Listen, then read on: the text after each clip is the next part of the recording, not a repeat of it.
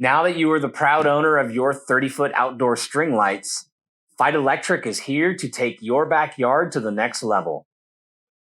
Now, before beginning the installation, make sure the outlet you're using is outdoor rated.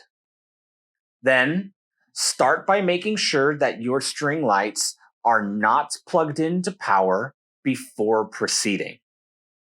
Then,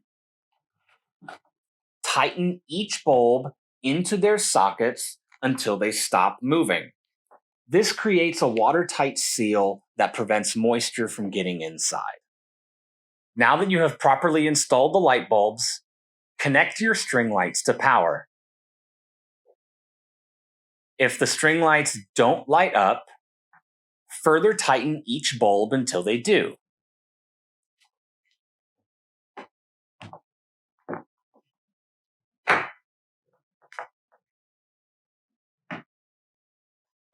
Congratulations! You have successfully upgraded your backyard.